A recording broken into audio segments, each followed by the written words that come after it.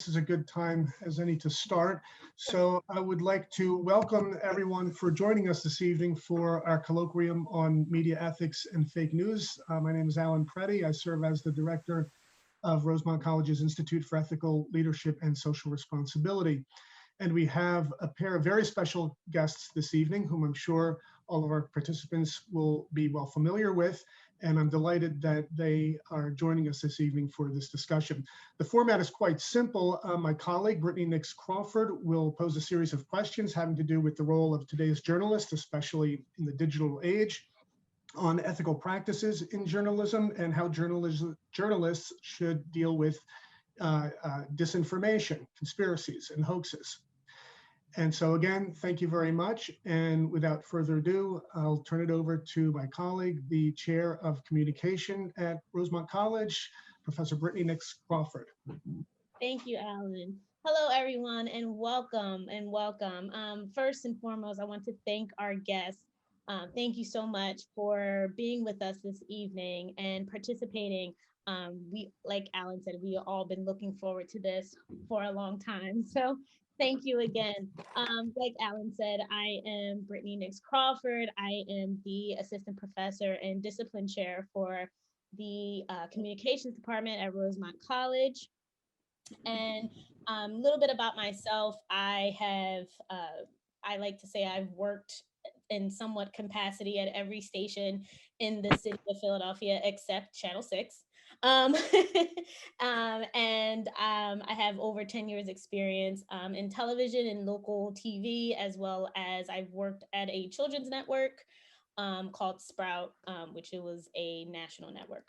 So I will read a small bio of our guests, and then we can jump right in to questions. Our first guest is the wonderful Joyce Evans. She is now retired from Fox 29 News. She began her time there in 1996. She was an anchor and reporter. She is also an award-winning journalist and has received many prestigious awards and nominations over the years. In her spare time, she enjoys attending live concerts, theater, and watching classic old movies, and now enjoying her wonderful retirement. Our next guest is Shawnette Wilson. She has joined Fox 29 News in January 2007 as a general assignment reporter and fill-in anchor. She has covered major breaking news and historical weather events such as Superstorm Sandy, as well as participated in team coverage for the Phillies World Series, the Pope's visit, and just to name a few. She's also Emmy award-winning journalist for producing long format stories. In her spare time, she enjoys poetry, musicals, and hanging out with me. No, I'm just joking. And hanging out with her family.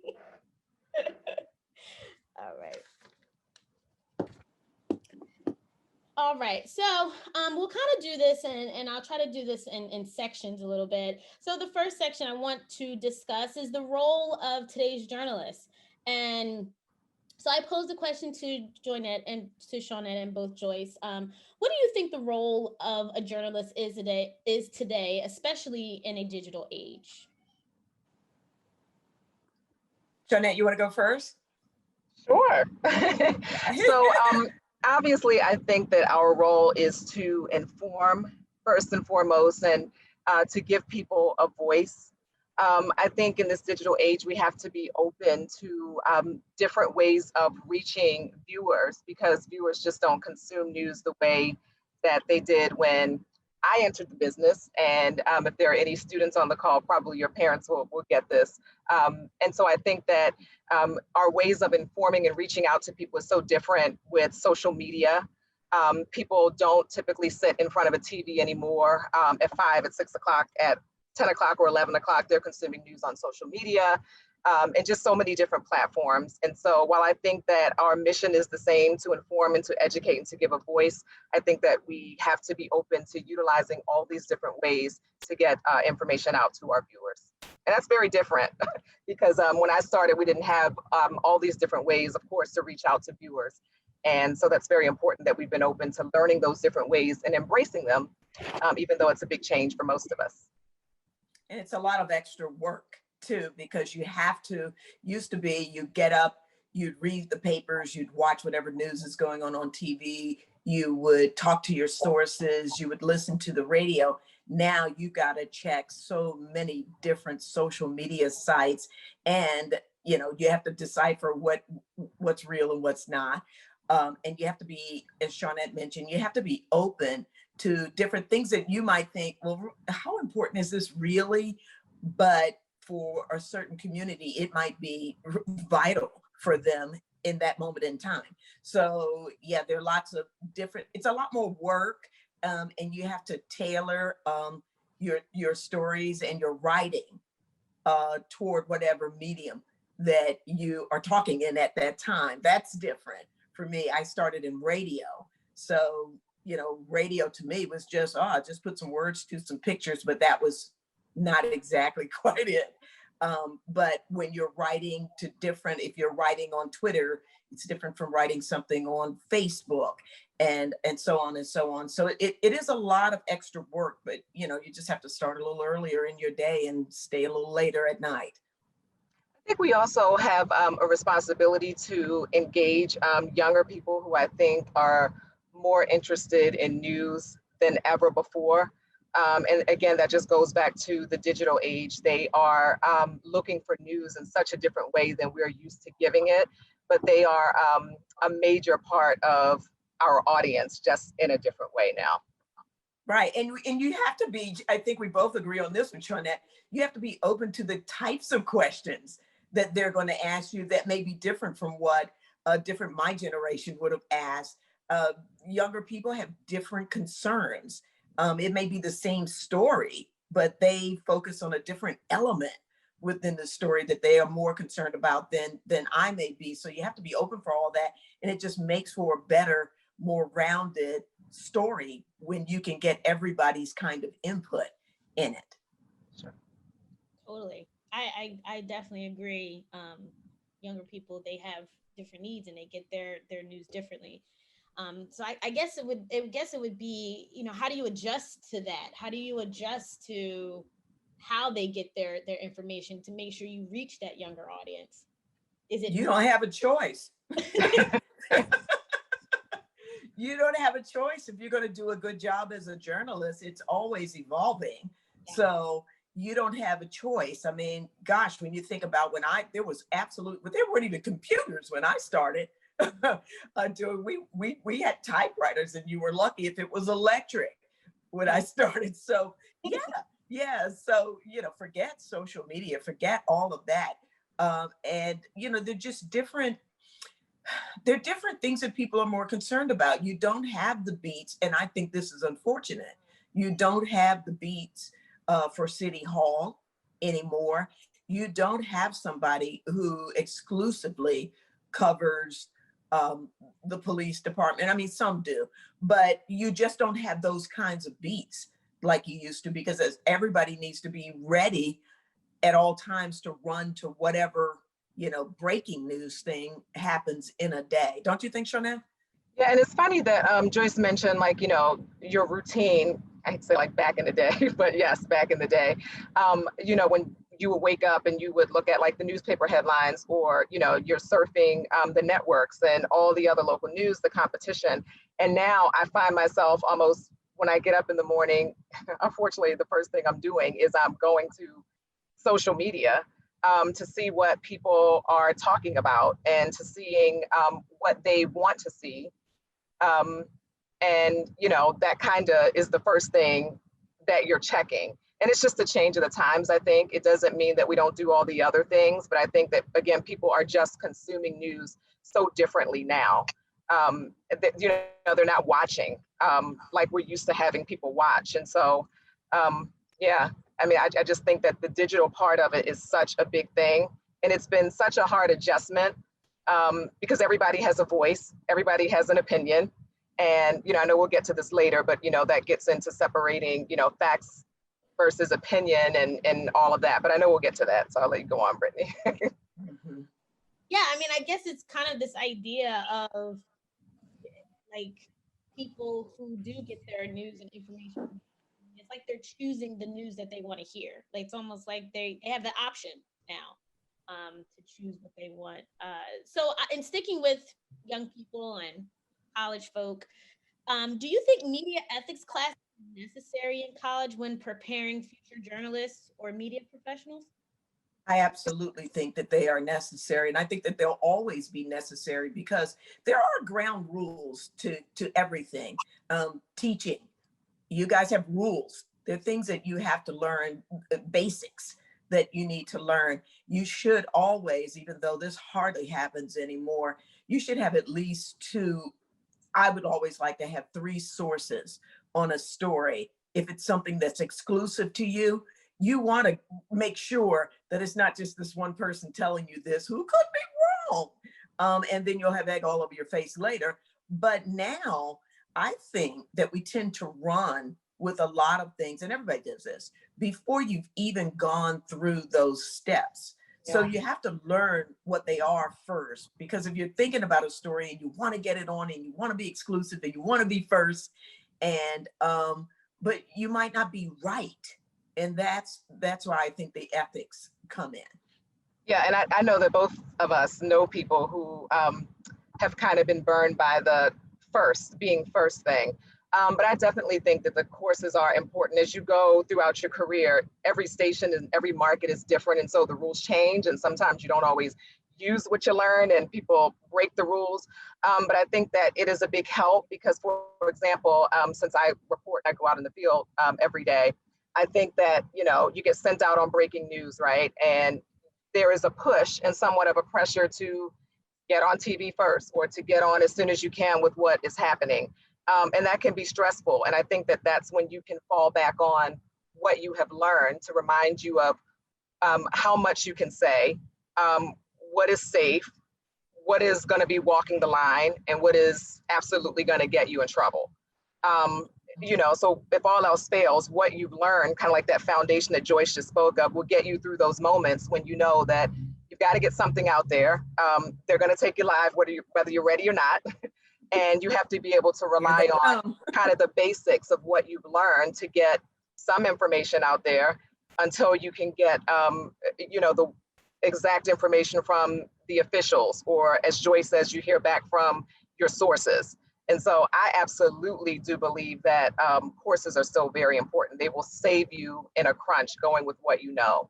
Yes. And I think that we both have saved information that we were 95% was right, but it was that last 5% that would make you hold back. And there's nothing to me wrong with holding on to information, because if it's good information, it can wait till the next newscast to get it on.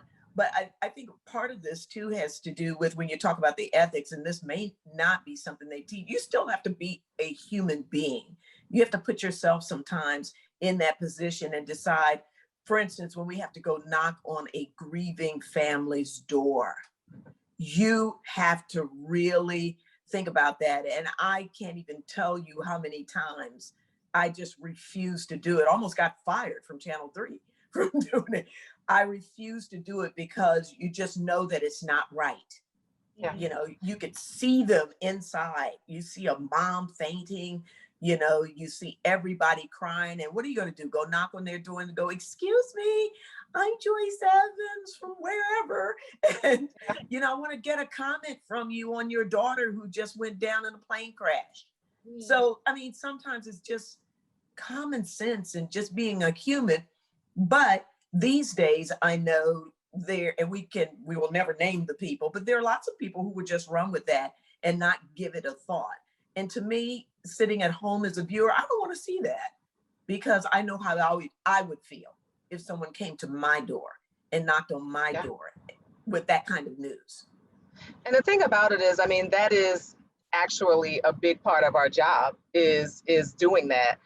People always ask me, do you get nervous about your job? Would things still make you nervous? And I said, well, I don't really get nervous about getting in front of a camera and, doing my story is kind of what I'm trained to do. But having, Joyce just gave the example that I give all the time. It's like having to knock on someone's door. I get sick to my stomach every time that I have to do it. It never gets easy, 25 plus years and having to do it, it never gets any easier for me. And then the flip side of that is when I decide that either I'm not going to do it, you know, then you deal with the fact that, as Joyce said, other stations have done it. And then people, whether it's on social media, and this is outside of your bosses at work who are saying, why didn't we get this? Why didn't we get this? It's people on social media just thinking that we're not competitive, or we weren't good enough, or we weren't able to get it. But for me, as Joyce just said, it's a decision of being human and putting yourself in other people's shoes. And listen, hat off to people who are very competitive. We all have to be at certain times, but I think at the end of the night, you love your job when you can go home being happy with what you did at the end of the day with how you handled a story. And some nights it's going to be, wow, I hate that I didn't get something. But I think that, you know, you have to keep in mind that what we are doing, we have to consider people still. Right. If I didn't get a picture, a photo or something like that because I needed to knock on that person's door, I'd much rather, you know, suffer the wrath of a producer for, you know, a few minutes than to go drive home crying the whole way and looking in that person's face and asking them at the worst time of their life, do you have a photo that I can have? You know, it's a lot of it is just being a human being. And I think when you do that, you're still going to come away with the best stories, because you can still tell a story without having a photo. You can still tell that story. It's a matter of how well you put it together and how good a writer you are at that point, and how you set the scene live. You know, that can make up for the fact that you didn't knock on somebody's door who was, you know, near a breakdown and asked for a photo. That's just what I did. Sure. Excuse me, could I add something to this? Joyce, I'm so happy to see you. It's Pat Shiraki. Hi, Pat! How are you? Hi, sweetheart. It's so nice to see you. And I'm sorry to kind of, you know, move in on this a piece of this discussion, but I agree with both of you. The way I had handled it in those times, I would leave the photographer at the sidewalk. I'd walk up to the door. I would introduce myself. I would tell them how sorry I was for their loss. And I would ask them their permission. I'd like to be able to tell the story of your child. May I? And I would do it in that way, because there were many times that I found, and I know Joyce found the same thing, that people would want to, you know, at this moment, their child was, or a loved one, maybe it's a husband, wife, whatever, they weren't known to the community, but they were known to their family as kind and good and wonderful. And this was their opportunity, would become, and even in this tragedy, their opportunity to honor them and to lift them up in the community for who they were to this family. You know, my loving aunt, my dear brother, you know, he helped me at my toughest time in my life, you know, whatever it was. And generally, when I would approach something like that, I would get the interview, and I would always ask who would be most comfortable talking about this. Sure. So like Joyce is talking about being a human being.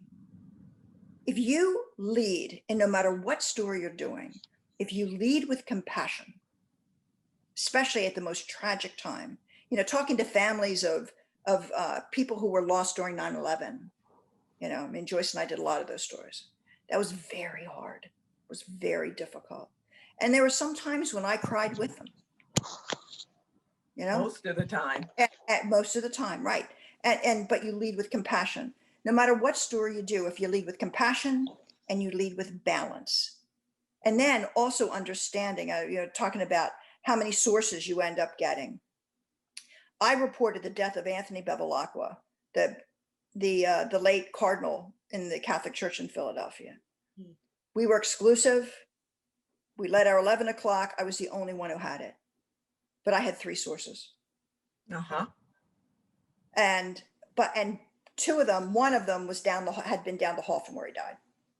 And I explained to these bishops and priests who I had connected with, I said, I need to be absolutely sure. And they were like, Pat, got it. I said, okay. And so we were Yeah. able to report it.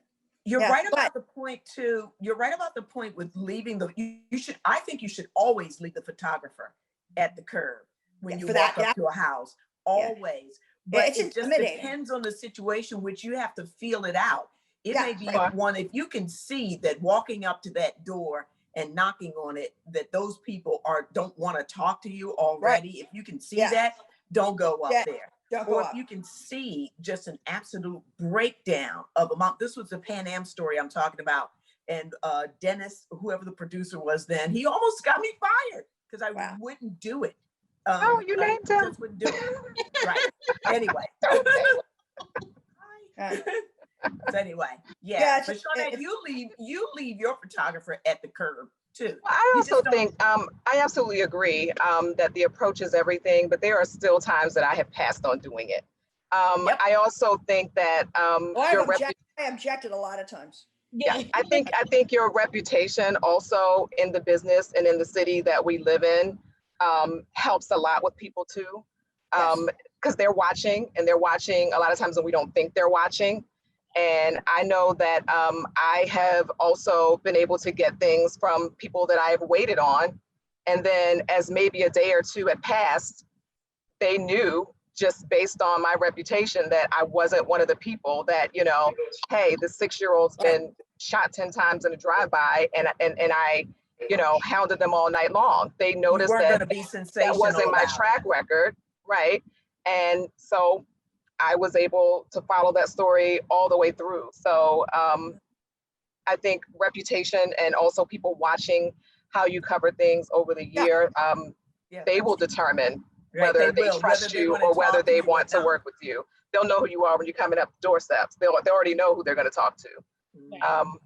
So yeah. That's true. That's a great point. No, that's an excellent point. In keeping with the theme of ethical practices, being out on the field, I mean, I guess we kind of already addressed this, but is there like a standard guide that you usually go by before you take any story that you use to say, does this check all of my standards before I say yes? Well, a lot of times you don't even You know. have a choice. You don't have a choice, and you don't know because you don't have all the pieces of it. That's the treasure hunt of it sometimes, and the nightmare sometimes of just running it down, just run down the story. And we could spend hours sometime running down a story that turns out to be nothing. Nothing. Yeah. Nothing. So Or turning out to be completely different than, sorry, Joyce, than what we left the newsroom thinking it would be, because oftentimes they call it like producer fantasy, you know. So we're in these Yeah. meetings with writers, you like that, all right? We're in these meetings with, you know, management and writers and producers and everybody else, and it's almost like in the meeting we probably have the least say. You know, it's not until we get out on the story and, you know, see what we're working with and what we have that we can kind of call back and say, this is a no, this is a no, this isn't the right approach, this is insensitive, or here's the direction that we should go in. For me anyway, because I know I spent most of my time, even though I have anchored, most of my time has been, you know, reporting, is that, like Joyce said, you don't know right away. And there's a lot of calling back and kind of getting people to pivot based on trusting what we know and what we've found out once we actually dig into a story. And sometimes you do have, more times than you like, have to fight for that angle, the story that you did find, because sometimes you know, while producers have in mind how they're building their show and the angle that they would like to take, that's not what you found. So many times you got to go like, listen, no, that's not it. I don't have that, but I do have this, which is what you were just saying, Shawnette. And that could be fierce sometimes. Ooh, you don't want to hear that sometimes. I would love to hear your opinion on this too. Have you had in your career had standards that you would certainly go by? Yeah, absolutely.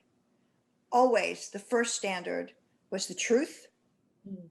And the second would always be balance. Mm. And if you go with the truth, and without spin, Mm.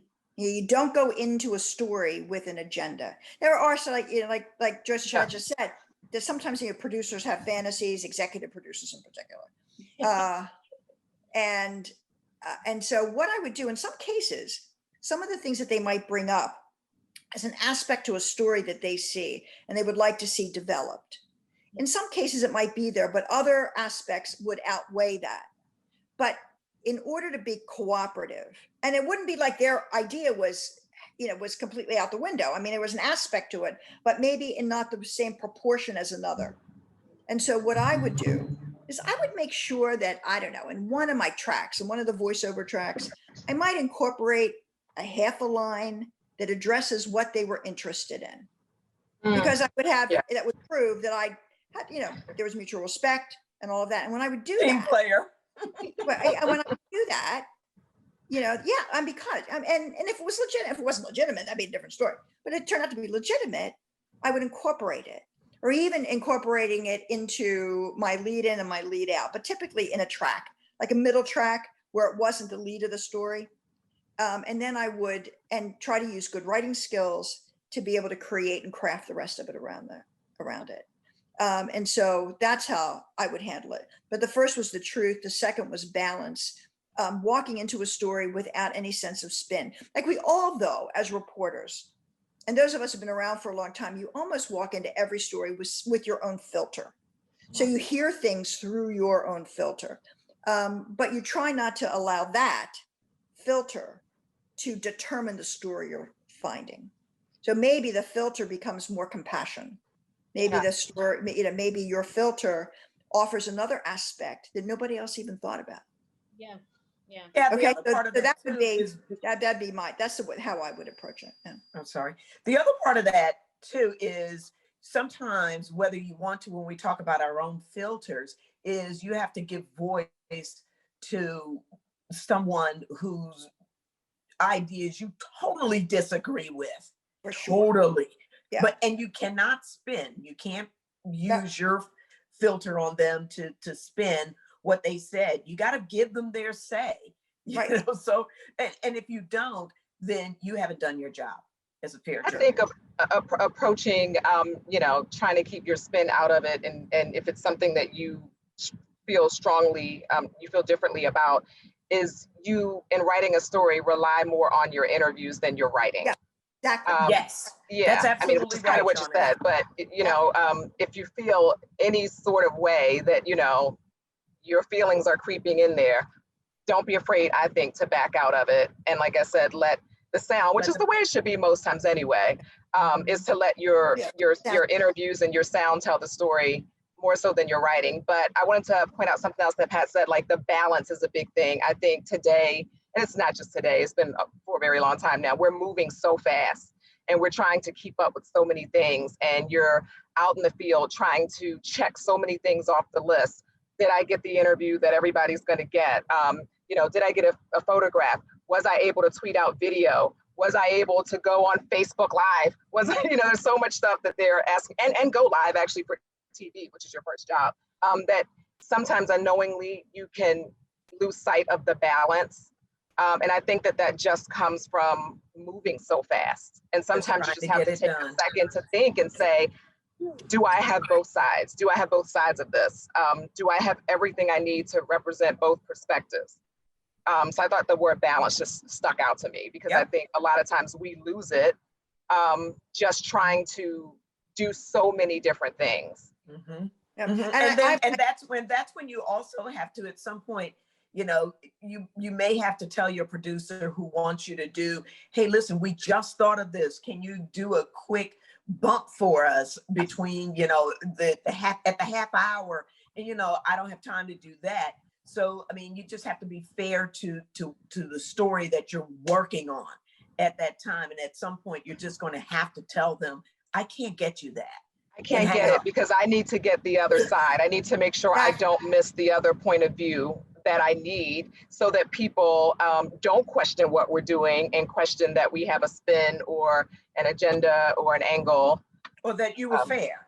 Yeah. One of the other things too that I found, because of doing 33 and a half years at Channel 3, it went from, doing live anchoring, doing live material. And then all of a sudden you have this rise of social media. And then there is an expectation by the shop, especially when they believe that the social media interchange, whatever it is, whether it's Twitter or whether it's Facebook or Instagram, whatever it is, that there is an expectation that you will serve those masters as well, because they're important from the management's point of view. They're important to promote the newscast. And so I would say I need to go do the story before I do a Facebook Live hit. And I didn't have to do very many of those, but before I post to Facebook or before I post to Twitter, I got to get the interview first, and they would go, no, make sure that you do that. Make sure you take a picture and make sure you're in the picture and make sure that, and that would really bother. But that was a pressure that I did not have at the beginning. And I think that is a challenge.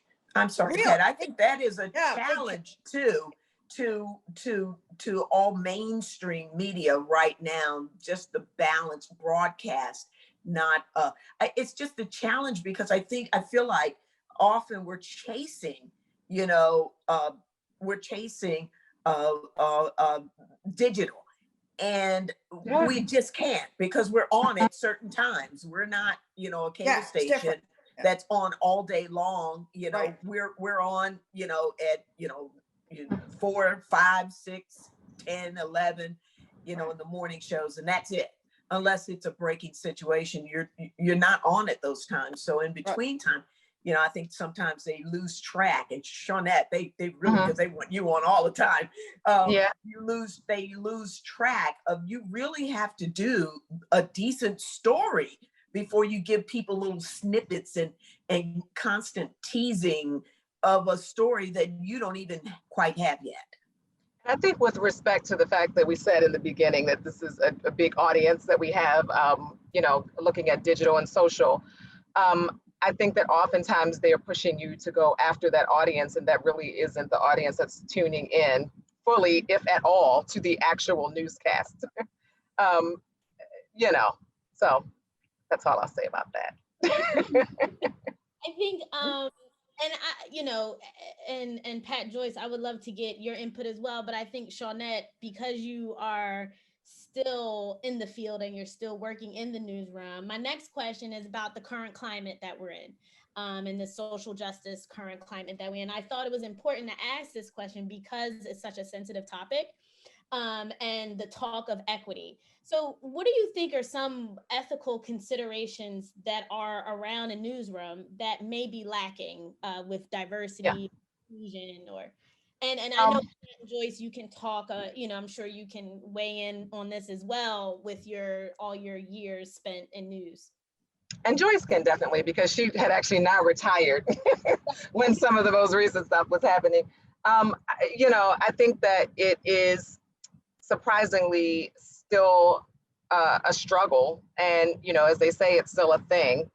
The lack of diversity, and just how important it is that you need different people to weigh in on different things. You just can't have one point of view. The same way we talk about in writing a story, there's no one point of view. Well, in deciding what we cover and how we cover it, there's no one point of view. And we've certainly had stories and situations and long drawn out conversations and news meetings that were, uncomfortable. They weren't pleasant. But I think if you can say that you work in a newsroom where the goal is to really help the community, at some point we come together. But when you don't have diversity, you just leave yourself open to make all sorts of mistakes and burning bridges and losing viewers in a community that we are here to serve. You just leave yourself open to make so many mistakes in deciding how you cover a story and making sure that the right people have a voice in the story. And I think that that's really just why diversity is so important. And I think that because we all come from different backgrounds, and that's okay. I don't get why that is a thing. That is okay. And that's the beauty of, who we are and where we are in the world, and the workplace is no different. And that, you know, sometimes you need someone to say, hey, you know, we should go to Camden for something different. We should go to Camden for more than just crime. You know, and that's just a small example, you know, of conversations that we have when it comes to diversity. Or, you know, we have to be sensitive when we talk about the way that the community responds to different issues, because their experience is not our experience. And just because it's not our experience, it doesn't make it unreal. And so when we have, like, I think, you know, diversity, and we're able to talk through these things, we're just not making mistakes. You know, mistakes can be avoided in the way that we cover stories and the way that we present ourselves to the community. Because I think that our goal is always to improve, to make things better, not to incite or inflame, to raise awareness. Yeah. And in the end, have a better ending than, you know, where we started.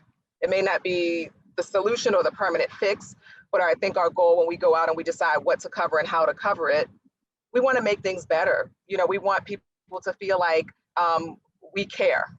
And I think for me, that's why I always lead with compassion, but that's just me. And I know that in meetings, you know, I try to make sure that I'm not a silent partner or a silent player. It's very uncomfortable sometimes, especially if you work in a newsroom that isn't very diverse or is as diverse as it should be. But, you know, we have an obligation or responsibility to speak up for whatever it is. And I try to make sure that I'm always doing that. And it's not just to say that, you know, what I'm saying is right or my way is right. It's to start a conversation and a discussion so that we can all make sure we're doing the right thing.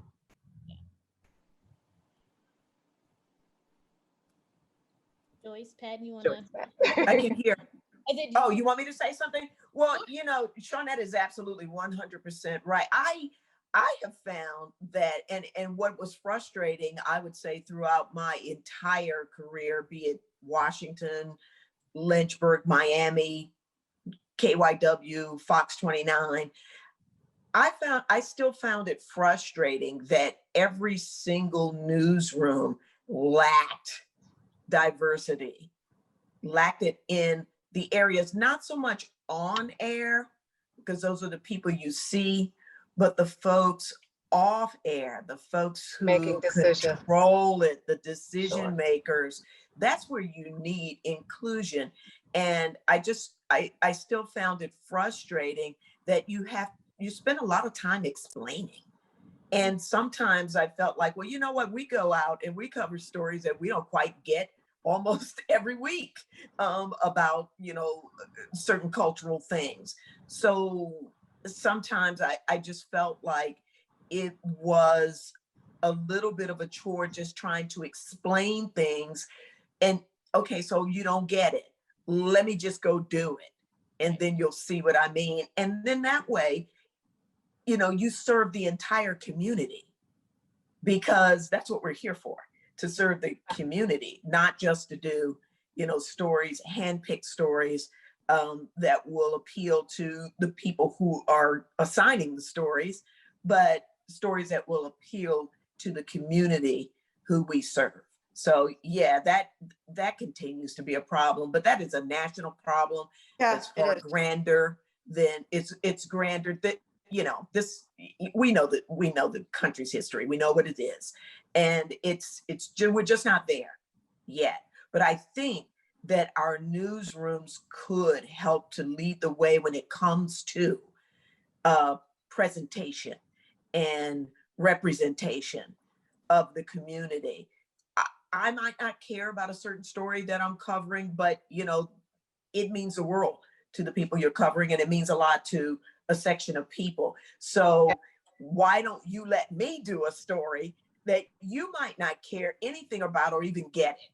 Trust me, somebody else does, and it's part of their culture, and you might even learn a little something from it. Absolutely. So yeah, so that was my experience. One of the things that used to really bother me was that every, you know, they would call it in the business a perp walk.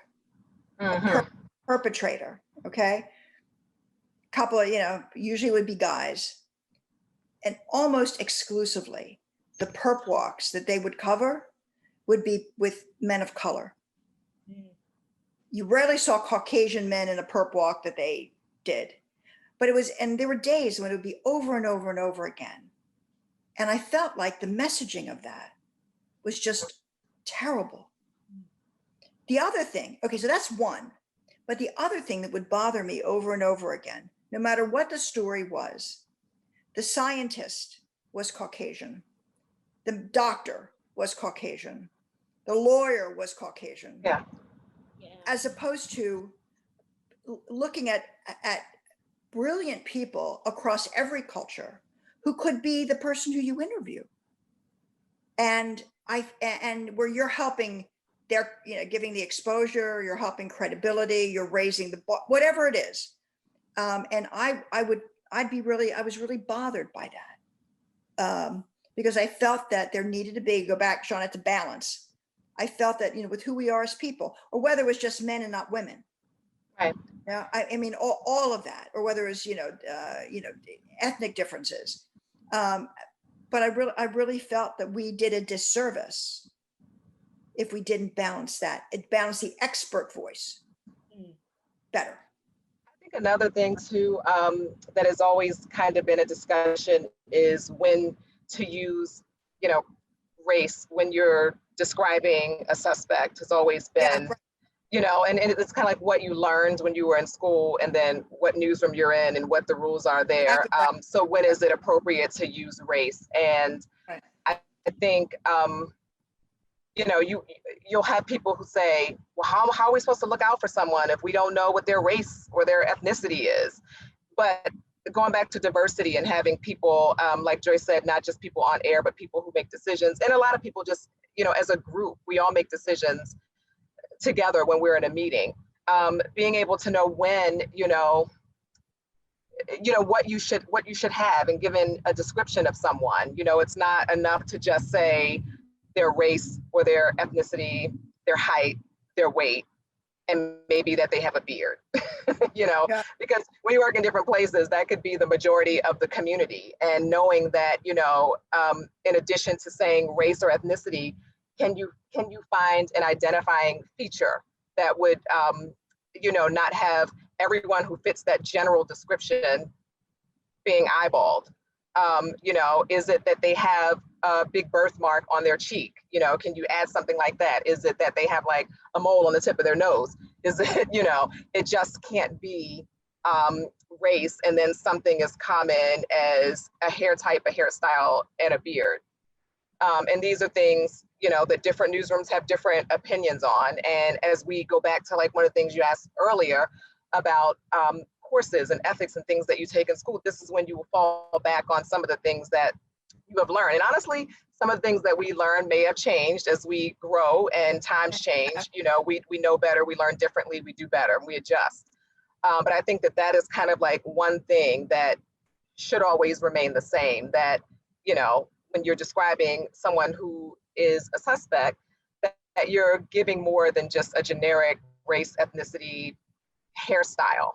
When I worked in Savannah, which was a very small market, but God, I love that place. And when you start small, you're always thinking, I can't wait till I climb to the top. Yeah, and then you want to go back. It's going to be the money is going to be much better. It's going to be a bustling city. And I'm like, what I would give to be traveling through the squares with Spanish moss hanging above me. And, the beach being like 10 minutes away. Anyway, I love Philly. But, a lot of the population there, like younger Black guys had, dreads, they had dreadlocks. And, so it would not be enough to say, there's a person who, he's Black, he has dreadlocks. Well, that's not just going to work. Sometimes we have to take our thought process a step further. And again, going back to diversity, when you have people who can weigh in on these things to help out, it helps. It makes a big difference.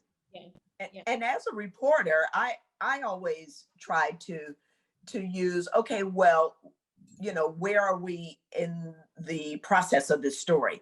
If it's something that's a breaking story, was it just a shooting? It just happened and they are searching the neighborhood right now.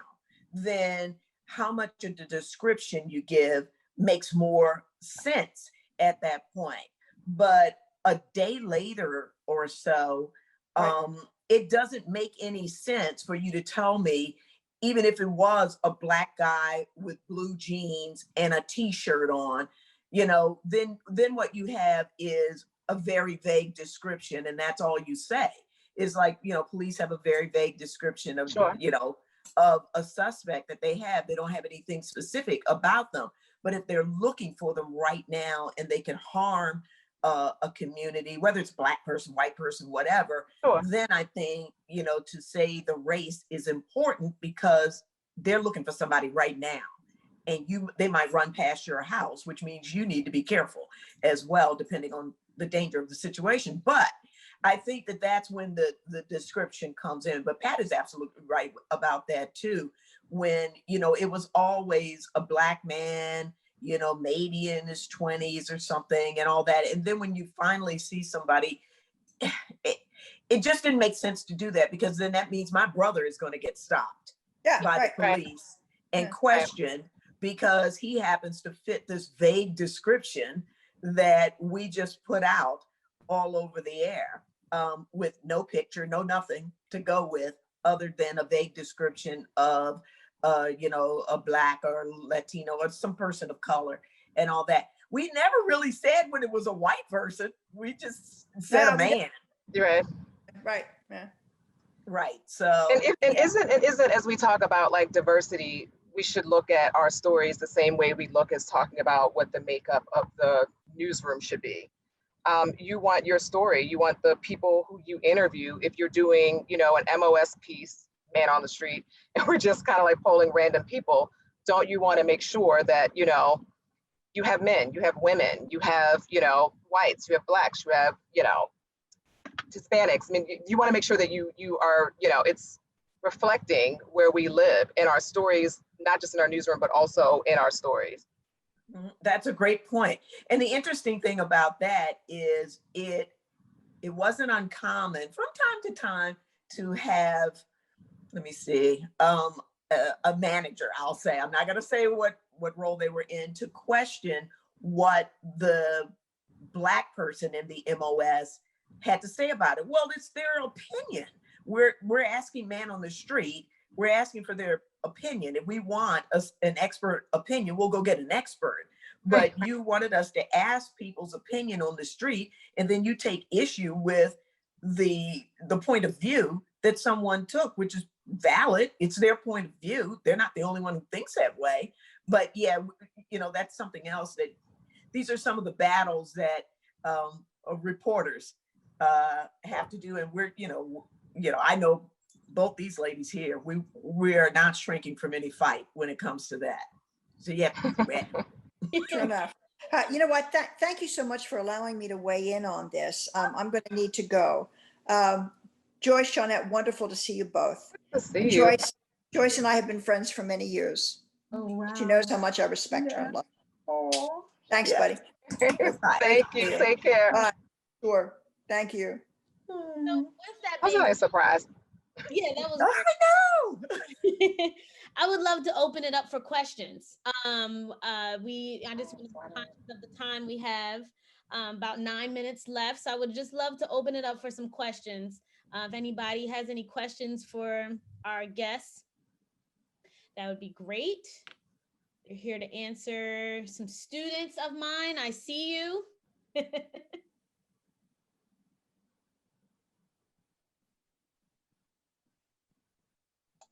Go ahead, Linda. Hi, good evening. Thank you so much for being with us. How do you, I think Joyce, you had said this earlier about deciphering, what's real and what's not. So what skills did you use to determine like how you knew how to decipher what's real from what is not? It takes more research, you just have to put the time into it. when you wake up in the morning, as Shawnette said, and you go online to see what people are saying about a subject, many times, I mean, they're being influenced from different things. You just don't know what's real. People will send you an email, they'll send you a text and say, hey, this is going on in my community. You need to come out here and you need to expose them for what they're doing out here. Well, you don't just run out there and put it on TV. You have to make a few calls and find out whether this is real, if it's legitimate. Even if you go out there and you see something is going on, you have to find out for sure what the something really is, because some of the times the facts are, people have been known to lie to us. We know that. Yes. Because they want their spin put on a story. So you have to be able to do that. And you have to be able to tell those folks sometimes, look, this is not true. It's not the truth. I called up, I found out you didn't pay your bill, whatever the case may be, and they have every right to turn off your electricity, so these are the kinds of things that you have to do. It takes the time, but that is our job. So yeah, you have to put in the work. You can't just go from, information to TV. And I think you have to stand your ground on it too. Mhm. Because like I said, although we all know what our goal is, everybody's role in the newsroom is different. And there, as we said earlier, is such a push to get, and Pat said it too, there's such a push to get information out there, to get on and on every single platform available. And sometimes you really have to fight back. You have to push back to the people who are, having you go out on stories or look into things. And sometimes it's we waited too late in the day to even be able to vet this story. There's no way. I mean, and I honestly feel like your gut is never going to lie to you. There have been times when I've been like, oh my God, like, I can't believe, like, what am I going to do? Like, how am I going to convince them that we shouldn't, go on air with this right now? And it doesn't matter what the other stations are saying. If I haven't fully vetted it for myself, you gotta push back on it. Mm-hmm. You gotta push back on it. I mean, because, credibility is a big thing, and, everybody knows the media has been under attack. I got up this morning, speaking of looking at social media, and someone I know had posted something and actually took a screenshot of it, but not to get into the details of what it was about. The person was talking about unity, and there was someone on, social media pushing back, saying, the fake news thing, and, that the internet news guys are the real news now. I mean, it's a little bit off topic where I'm going with this, but it's just that you have to really vet things, because news is coming from so many different places, and there's so many voices. We're not just getting story ideas anymore from a press release or from police or, people who work in a school or just enterprising ourselves. A lot of times we do, I don't want to talk totally negative about social media. A lot of times we do get story ideas from social media, but it's just important to take your time and to make sure you're vetting and you're doing all the things that we've already talked about. Joyce mentioned, sources and doing the research, no matter how long it takes. And sometimes just saying, no, we can't do this right now. Right. Or if and it may not end well for you that night with the bosses, but you'll have a job tomorrow. Yes, you will, because they'll calm down and they'll think about it and go, and if nobody else had it, then you'll be okay. But there are many times when you still have to go with the story. You've got like a half an hour and they're like, well, I don't know what you're going to do, but we're coming to you, ready or not. In 15 minutes, You're going to be on the air. So that is the time, particularly when you're live, that you can decide right then and there, and you could fight with them about it later. You can decide whether you're going to include that element that you haven't fully vetted or not. And I always would not, and fight about it later, because it's much, I think it's fairer and it's better for all if you fight about it later than to put information on the air that you're not quite sure about. And I think that we almost never want to be the ones to say we don't have something or we don't know something. But as Joyce just mentioned, when they're going to toss to you anyway, and you're sweating bullets, heart is about to jump out of your chest because you know that you don't have all your T's crossed and your I's dotted. That's probably like the time I think it's okay to go rogue and say like, so we don't know, we don't have this, we are still working on this, we have calls out, we are waiting to find out. And you never really want to say that, but if it's the right thing, then it's the right thing to do and say in the moment. And it's better to do that, because I think sometimes everybody's effort to be first, and there's so many shows now, and there's so many platforms you need to appear on, that I think when somebody gets something small wrong, then those who want to attack the media, and I get so sick of people blaming the media for everything. Blaming the media for everything, even stuff when you can play on the tape and this is what you said, you're still blaming me. You said it. So, it's a difficult thing to do, and it's becoming more difficult, but this is our job. This is what we do. And you have to put in the work, and you have to decide whether you're going to be that person who goes out there and just puts anything on TV and, keep your fingers crossed that you're right. I'm just not the one. And sometimes I always like joke about the news gods, but I believe in God. I believe in news gods too. And sometimes I feel like the news gods will save you. When it has come down to like maybe a couple minutes before the show, and maybe you're still unclear about maybe what they're going to ask you and what isn't. You don't have all the information about, and then all of a sudden, a breaker is sent to you from heaven.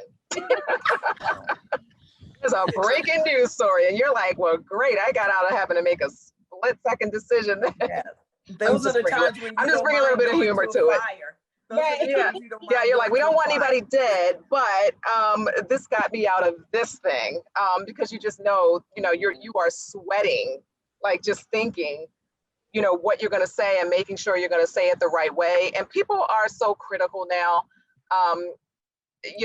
My grandmother, who's long passed away, always told me from a kid, like, you have to have thick skin, and I'm still working on it, which is why a lot of times I try to like take a break from social media, because no matter what you do, I think as a journalist, especially now more than ever, it's just never going to be enough. It's just never going to be right. Everybody's going to have an opinion about why they think you did the right thing, you did the wrong thing. And now there's 1,000 ways that they can tell you about it.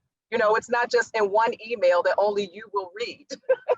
It's going to go to thousands of your followers, or how many. Some people have hundreds of thousands, but you're never going to make everyone happy if you don't if you don't press someone enough on a story. People will tell you on social media, like, you didn't do your job. They have in their head that you didn't do the right thing, and this person still needed to be pressed. If you press someone will tweet you back and say that it was personal. You press the person so hard that it must be a personal thing, or that you have some sort of a twist on it. So I just always say, as long as you are doing what you are trained to know is the right thing to do. And again, going back to what you learn in school, it always changes, right? It's always going to change. But I think as long as you hold on to the foundation of what you've learned and what, that along with thick skin, we will survive against, the internet. As the person said on Instagram this morning, the internet, the new real news, is what the person had posted. You'll survive against that, but you just have to know that you're doing the right thing. This is what we studied to do. We didn't wake up one day and think, because we now have a forum that we can yell our opinion all day, that we are somehow the experts. I'm going to back out, get a little defensive now. Well, I think that is a good way. It's now 7:01, and I just want to be conscious of and respect everybody's time. But any last words, Joyce, Shawnette, any last words? Well, I just say that, I think people, the public doesn't have an idea of what it is, all that goes into a story. I think many people think we just wake up, get dolled up, and then we just go out and someone tells us what to say, and we just stand in front of a camera and we do it. I think that a lot of times now, because there are so many different places you can get your news and whatever angle you want instead of the truth. It's disconcerting to me that facts don't matter many times. Yeah. And as Shawnette was saying, someone will take issue with you when you reported them facts or you asked questions that went to the facts of the story, you know, whether they sounded mean or not. It's a fact. You know, answer the question. This is what we do. You can have people who get angry with you who just don't like the questions you're asking them. But I'm asking you because you're the head of the group. So, you know, that you just have to be really conscious if you want to do this job, and particularly these days, that thick skin, you're going to need to get it thicker and thicker and thicker. But you know what? There's always something, because you care, it will get to you. And what gets to you are people who are hurting and suffering, and people who question something that you know you gave to them and it's absolutely accurate, and folks just want to jump on you because they can. Social media. Yeah. Thank you for having me. Yes. I am always available to you guys whenever you need anything that you think that I can help with. And anybody who is looking to enter the business, I am always here to mentor, to answer questions. I'm reachable through your professor, through social media. Social media takes no time because I try to limit my time on social media, but reach out to me in any kind of way. I wish we had so much more time because there's so many things we could talk about. I mean, you know, just even with the way that news has changed, it's becoming more personality driven. And I think that that will sometimes also take you away from making sure you're doing everything you need to tell the best story and the right story, and to not be swayed by, you know, just what is popular or having a shtick, but just making sure you are doing the best reporting that you can do. Service. So I hope that this has been encouraging, inspiring to someone, and we are always around. All right. Thank you guys so much. Thank you so Oh, much. that's awesome. Thank you. Thank you. Alan, thank you everybody for coming. I really do appreciate it. Alan, I thank you for including me in this colloquium series. And Thank you, Brittany. Thank you very much. yeah. Alan, thank you. Thank you so much. Absolutely. Thank you for Thanks, joining Alan. us. And This was good. That hour went quick. it did indeed. Oh It did indeed. Thanks very much for joining us. And I'll just invite our participants to keep their eyes open for our next colloquium next month on bioethics and COVID-19. So thanks very much, everyone, for participating this evening.